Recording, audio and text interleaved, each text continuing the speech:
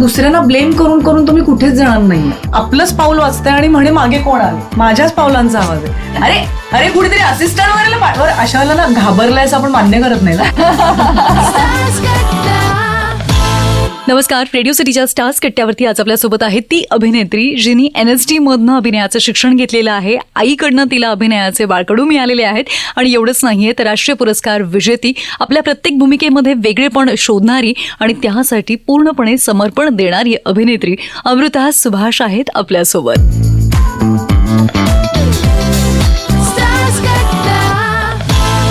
आयुष्यामध्ये जेव्हा कधी ऐकलं असेल ब्लॅक मॅजिक किंवा काही गोष्टी अशा केल्या जातात, काळ्या जादू होतात, त्यावरती पहिली रिॲक्शन काय असायची?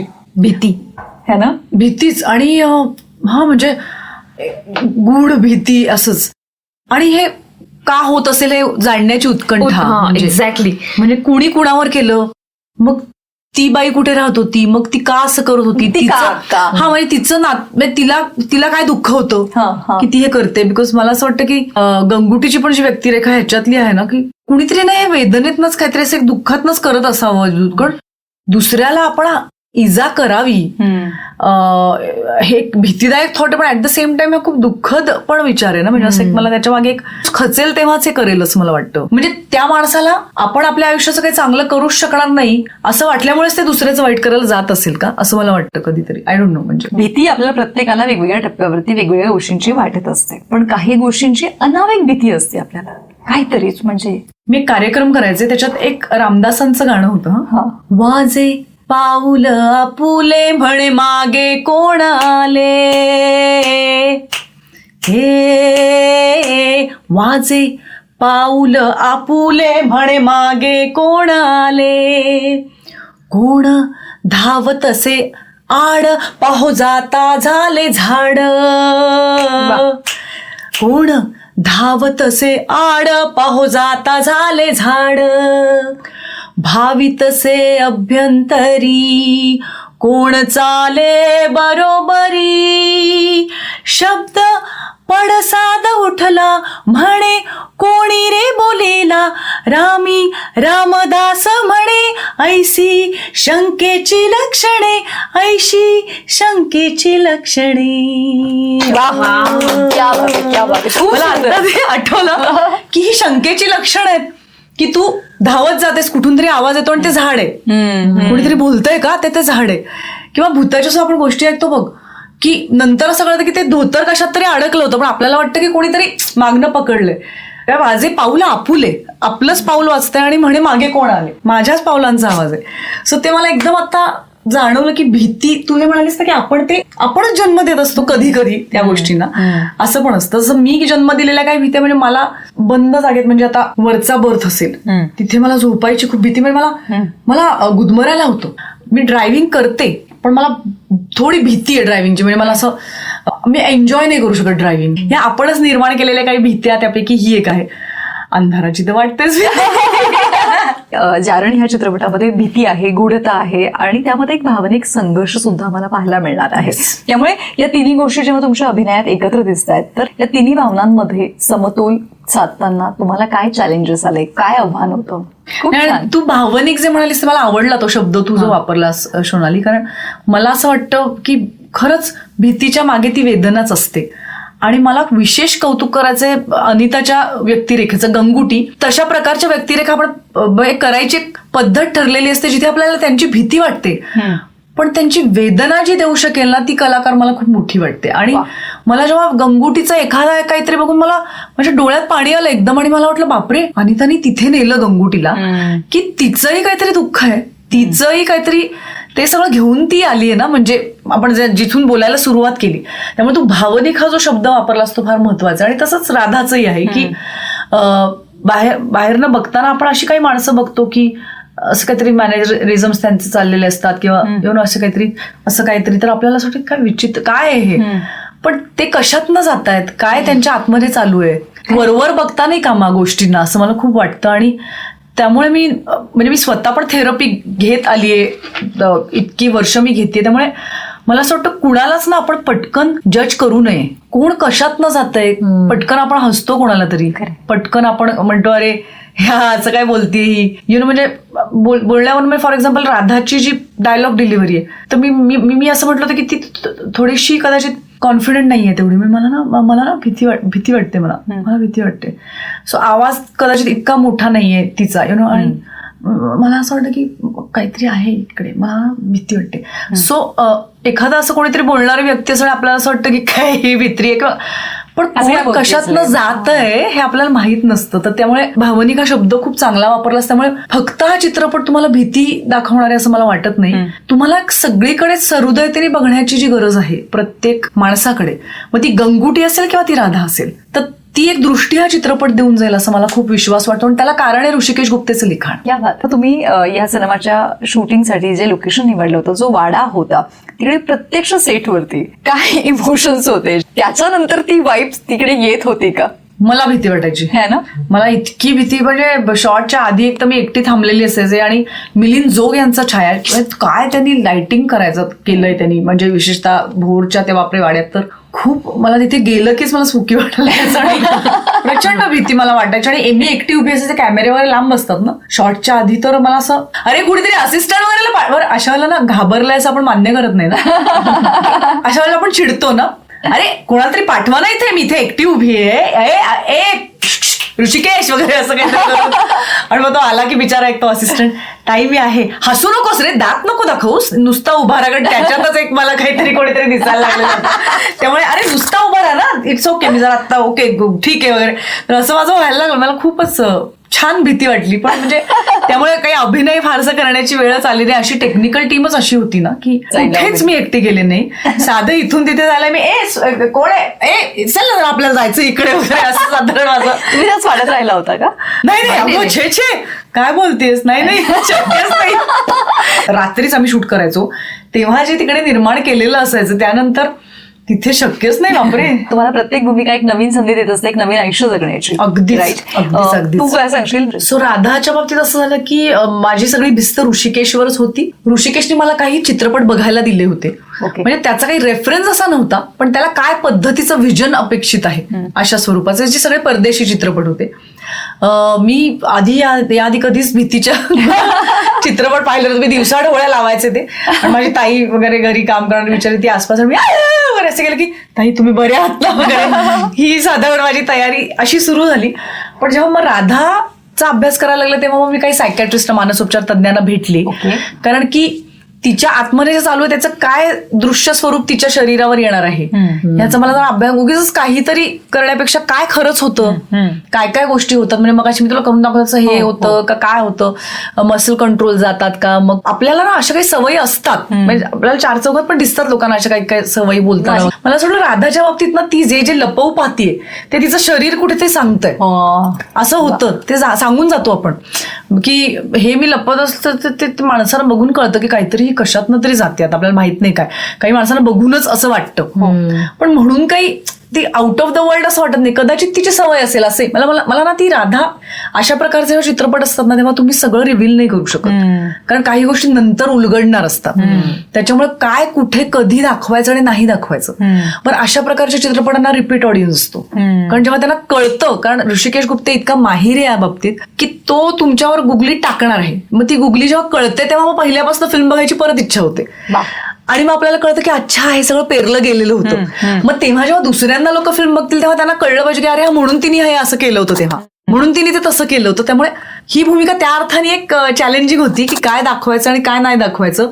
काही शंका नाही येऊ द्यांच्या, काही शंका आल्या तरी नंतर विसरायला लावायच्या की असं वाटतंय का, पण नाही तसं नसेल. म्हणजे नंतर असं काहीतरी वेगळंच करायचं की ते लोक विसरले पाहिजेत आणि ते त्या भूमिकेबरोबर वाहत गेले पाहिजेत.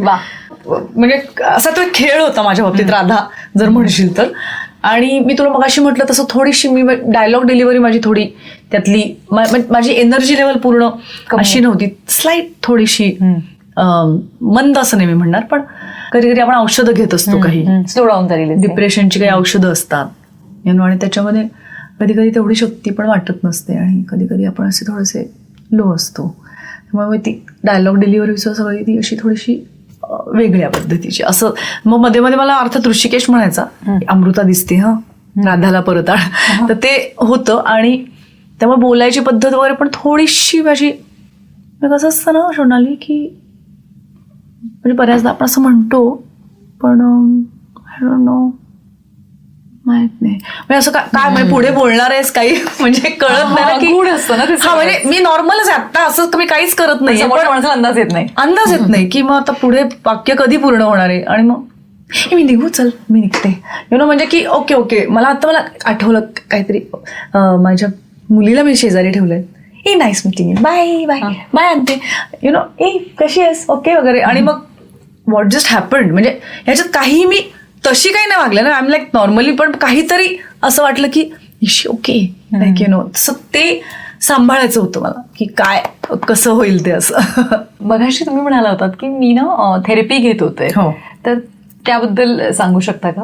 हो शुअर. मी जेव्हा माझ्या बाबांना अल्झायमर्स डिटेक्ट झाला तेव्हा काही अनेक वर्षांपूर्वीची ती गोष्ट आहे, आणि ते पण वयाने खूप नव्हते, त्यांना जरा लवकर डिटेक्ट झाला. आणि दॅट वॉज, आणि बरं अल्झायमर सारखा असा आजार आहे ना की त्याचा काय असा रिपोर्ट नाही आहे, ते हळूहळू आपल्याला लक्षणं दिसायला लागतात. आणि मग मी अराईव्ह ॲट द कन्क्लुजन, आता गोष्टी खूप पुढे गेल्यात, पण तेव्हा तर ते असं एक आहे वाटतं असं वगैरे या स्वरूपाचं, या लेवलचं होतं. म्हणजे आता तर मानसिक शास्त्र खूप पुढे गेलं, मानसशास्त्र, आणि आय एम सो हॅपी की किती रिसोर्सेस आता निर्माण झालेले आहेत. अजून औषधं अशी नाही या रोगावर, पण तरी सुद्धा अनेक त्याला स्लो करण्याचे अनेक मार्ग आता उपलब्ध आहेत. सो तेव्हा मला कळत नव्हतं की काय होतंय, पण मला लक्षात यायला लागलं की अरे आपलं माणूस, ज्याला मी सगळ्यात हिरो माझ्या आयुष्याचा, माझे वडील म्हणजे, आणि ते ही स्टार्टेड फॉरगेटिंग थिंग्स, हे तर झालंच, आणि आपल्याला ते विसरतायत आता, म्हणजे आपल्याला ते ओळखणार नाहीयेत अशी एक स्टेज होती. आणि फायनली बाबा स्टॉप रेकग्नायझिंग, फक्त ते आईचा आणि त्यांचा बंध राहिला, तो शेवटपर्यंत राहिला, म्हणजे इतका राहिला तो सोनाली, की बाबा जेव्हा गेले तेव्हा त्यांना ते इथे नळी म्हणजे आपल्याला गिळतायत, तर जेव्हा असं वाटायला लागलं तर आई तेवढ्यापुरती आंघोळीसाठी घरी गेली होती. मग आई धावत सुटली परत, ती हॉस्पिटलला जेव्हा गेली ना, तर बाबांनी तिच्या हातनं गंगाजल गिळले, ते लास्ट ड्रॉप, म्हणजे एवढा त्यांचा बंध शेवटपर्यंत राहिला होता, म्हणजे त्याला गिळता येत नव्हतं. अंडरस्टँड? हा, म्हणजे नळी लावली होती, पण शेवटी त्यांनी तिच्या हातातनं ते, म्हणजे त्यांचं एक प्रेमकथा आहे ती, लव्ह मॅरेज होतं त्यांचं त्या काळातलं, म्हणजे असं खूप काय म्हणतात घरच्यांच्या विरोधात जाऊन वगैरे केलेलं, पण काय प्रेम असेल मला माहित नाही, की जो माणूस मेमरी ज्याची गेलीये असा तो तिचा प्रेमिक का काय, नवऱ्याच्या पलीकडचंच कोणीतरी बाबा होते माझ्या आईचे, आणि आई त्यांची असं मला वाटतं. पण ते विसरायला लागले, आणि मी कोण आहे त्यांना माहित नाही. मग लहान झाले, त्यांना असं वाटायचं, म्हणजे त्यांना पण भास व्हायचे, म्हणजे दात सगळे होते, पण असं वाटायचं दात नाही आहेत त्यांना, असं काय काय, मग आम्ही त्यांना अन्न असं बारीक करून द्यायचो, असे अनेक त्यांची लक्षणं दिसायला लागली. आणि तेव्हा असं कळे नाही सगळं काय कसं घ्यायचं, कारण प्रत्येक अल्झायमरचा माणूस वेगळ्या वाटेने जातो, आपल्याला नक्की माहीतच नसतं काय होणार आहे कसं. सो विजय तेंडुलकर तेव्हा माझ्या आयुष्यात आले, आणि म्हणजे नाटकाच्या निमित्ताने वगैरे असं आले, आणि ते सगळं ते बघत होते, आणि ते मला म्हणाले, अमृता मला असं वाटतं की तू मानसोपचाराची मदत घ्यावीस. म्हणून काहीतरीच काय, मला काय प्रॉब्लेम नाहीये, मी काय, पण अजूनही इतका टॅबू आहे की सगळेजण तू काय वेडी आहेस का, तुला काय मानसोपचार घेणं, मानसोपचार घेणं इतकं दौर्बल्याचं लक्षण मानलं जातं. पण ऑन द कॉन्ट्ररी सगळ्यात धाडसी आणि जर कमाल गोष्ट तुम्ही स्वतःसाठी काही करू शकणार असाल तर ते आहे म्हणजे मानसिक मदत घेणं. खरं, बिकॉज तुम्ही तापाला गोळी घेता, पण तुम्ही मानसोपचार तुम्ही म्हणता की अरे बापरे हे काय करते, तुम्हाला जवळपास मी काहीतरी चुकीचं करते असं काही जणांनी भासवलं. पण तेंडुलकर माझ्या बाजूने उभे राहिले, आणि तेव्हा त्यांनी मला पाठवलं एका मानसोपचार तज्ञाकडे. आणि मग बाबांचा अल्झायमर्स, कारण मला ना तेव्हा मी आधी मान्य नाही झालं, पण तसंच मी धकवलं, मी कामात स्वतःला गुंतवून घेतलं की मग मला कमी दुःख होईल असं मला वाटलं. पण एक दिवस असा आला, मला आठवतं की अवघाचीच शूटिंग चालू होतं, अवघाची संसारचं शूटिंग झालं होतं, आणि मी साधारण अंतिका मी काय आम्ही असं डायलॉग लगेच पाठ होता, आणि मी आणि प्रसादचं तर असं अंडरस्टँडिंग होतं की आम्हाला तालीम पण करायला लागायची नाही. तो त्याच्या रूममधनं आला, मी माझ्या रूममधनं आले, आमचे संवाद वाचलेले असायचे, डायरेक्ट टेक व्हायचा, फर्स्ट टेक ओके व्हायचा, आणि आम्ही या लेवलचं आमचं अंडरस्टँडिंग होतं ऍक्टर्स म्हणून. पण तो एक दिवस मला माझ्या आयुष्यातला आठवतोय की ऍक्शन म्हणलं की मी विसरायचे, आणि सॉरी आठवत नाहीये, परत सांगा, सॉरी काय, हे पहिलं वाक्य दे रे मला आता आठवेल वगैरे. आणि अर्धा एक तास मला सीनचं 2 वाक्यही मला म्हणता येणार. प्रसादलाही कळतंय, सगळ्यांना कळत होतं का, कोणी मला काही बोलत नाहीये, पण मग मी रडायला लागले आणि मला लक्षात आलं की आता जे काही माझं मानसिक गडबड होतीये ती माझ्या कामात यायला लागली. And that was the last straw. आणि मग मी त्या मानसोपचार तज्ञांना फोन केला, नाही तर मी करतच नव्हते फोन.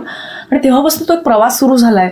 एवढे रिसोर्सेस मला मिळालेत आता. म्हणजे बाबा तर आता गेले, पण मला काहीतरी ही त्यांच्या आजाराने दिलेली भेट समजते. मला असं वाटतं की हे it's the way you take it. Either मी खूप गर्तेत जाऊ शकले असते की का माझ्या बाबांनी मला ओळखलं नाही, का माझं असं झालं. स्वीकारणं होत नाही आपल्याला ते. मला राग आला होता. बाबांना कॅरम खेळायचो आम्ही आणि बाबा माझे गणित शिकवायचे मला, आणि त्या बाबांना मला 20+20 म्हणजे किती त्यांना मला सांगता येत नाही, तर मी ओरडायचं बाबा 20 म्हणजे 20+20 तुम्हाला कसं कळतं. नंतर मला कळलं की दिस इज नॉट करेक्ट. पण त्या रोगाशी तुम्ही भांडता ना तेव्हा it's not going to help you. असं ते मला मानसोपचार तज्ज्ञांनी आणि त्या सगळ्या प्रोसेसनी मला ते शिकवलं. कारण प्रत्येकाच्या आयुष्यात हे दुःख असणारच आहे ना. तुझं काहीतरी वेगळं असेल, हिचं वेगळं असेल, माझं वेगळं आहे, जे आपल्या हातात नाहीये. राधाच्या हातात नाहीये गंगुटीनीचं जे काय, किंवा गंगुटीच्या हातात नाहीये. आपलं पण आयुष्य आपल्या हातात नसतं असं मला वाटतं. बऱ्याचदा आपल्याला जे नको असतं ते आपण वागून बसतो. मला असं वाटतं प्रत्येक माणसाची जबाबदारी आहे की आपल्या भावनांची जबाबदारी. आता हल्ली ना लग्नांमध्ये सुद्धा, माझंही असं कधी कधी होतं, मी असं नाही म्हणत माझं नाही होतं, मी आनंदी राहणे संदेशची जबाबदारी नाहीये. मी आनंदी राहणे माझी जबाबदारी आहे. हो, तो माझा पार्टनर आहे, तो माझा नवरा आहे, तो माझा मित्र आहे, तो माझा पण म्हणून हे तू केलंच पाहिजे असं कधी कधी माझ्याकडनं व्हायला लागलं. मी म्हणते अमृता, त्याने ती माझी जबाबदारी आहे, यु नो. आणि त्याचं आयुष्य ती स्पेसही एकमेकांना द्यायला लागण्यासाठी पण थेरपीचा मग संदेश पण थेरपी घ्यायला लागला. आम्ही दोघं थेरपी घेतली आणि इतकं छान. त्यामुळे आमचं सहजीवनात पण इतके आम्हाला चांगले एकमेकांना स्पेस देणं आणि ऍट द सेम टाइम एकमेकांचा हातात राहणं, ह्या दृष्टीने पण खूप आम्हाला जवळ राहणं. म्हणजे तर असं म्हणतात ना, इतकी वर्षात आम्ही 17 वर्षाची असल्यापासून तो माणूस माझ्या आयुष्यात आहे, but still we have so many things to explore. आम्ही नवनवीन गोष्टी करतो आहोत. ह्या सगळ्याचं मूळ त्या थेरपीत आहे असं मला वाटतं. खूप सुंदर सांगितलं तुम्ही. Thank you so much.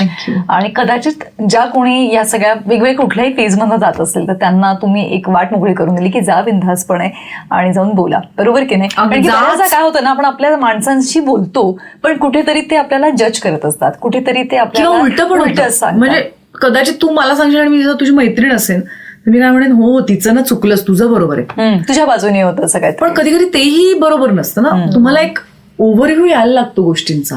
कारण दुसऱ्यांना ब्लेम करून करून तुम्ही कुठेच जाणार नाहीये. फायनली राधाला सुद्धा तिची जबाबदारी घ्यायला लागेल, गंगुटीला ब्लेम करून होणार नाहीये.